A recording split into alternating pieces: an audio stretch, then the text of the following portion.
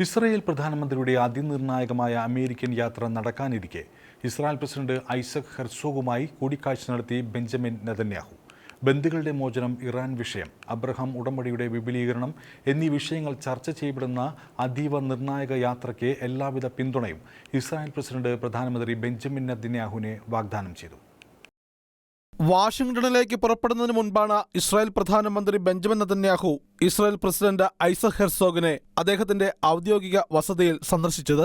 യാത്രയുടെ ലക്ഷ്യങ്ങൾ, ഭാവി പദ്ധതികൾ എന്നിവ ഇരു നേതാക്കളും ചർച്ച ചെയ്തു. കൂടിക്കാഴ്ചയിൽ ഹമാസ് പിടിയിൽ അവശേഷിക്കുന്ന ബന്ദികളുടെ മോചനം, അറബ് രാജ്യങ്ങളും ഇസ്രായേലുമായി ചേർന്ന് രൂപീകരിക്കുന്ന അബ്രഹാം ഉടമ്പടിയുടെ വികസനം, ഒപ്പം മിഡിൽ ഈസ്റ്റിലെ സാഹചര്യങ്ങൾ ഇവ പ്രധാനമന്ത്രിയുടെ യാത്രയിലെ നിർണായക വിഷയങ്ങളാണെന്ന് പ്രസിഡന്റ് ഹെർസോഗ് വ്യക്തമാക്കി.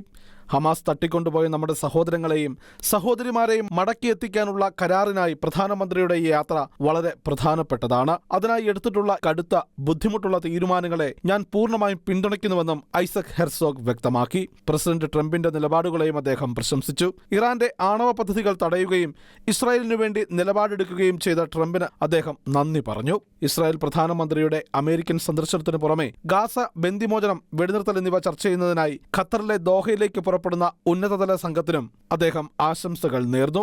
ഇസ്രായേലിന് ഇതൊരു വലിയ ദേശീയമായ ദൗത്യമാണെന്നും പ്രതീക്ഷയോടും പ്രാർത്ഥനയോടും പ്രധാനമന്ത്രിക്കും ദോഹയിലേക്കുള്ള സംഘത്തിനും വിജയാശംസകൾ നേരുന്നതായും ഇസ്രായേൽ പ്രസിഡന്റ് ഐസക് ഹെർസോഗ് വ്യക്തമാക്കി. ഇസ്രായേൽ ജനത പൂർണ്ണ ഐക്യത്തോടെ ഇപ്പോൾ പ്രതീക്ഷയോടെ കാത്തിരിക്കുകയാണെന്നും എല്ലാ ബന്ദികളും തിരികെ എത്തുന്നതായി പ്രാർത്ഥിക്കുകയാണെന്നും അദ്ദേഹം പ്രത്യാശ പ്രകടിപ്പിച്ചു.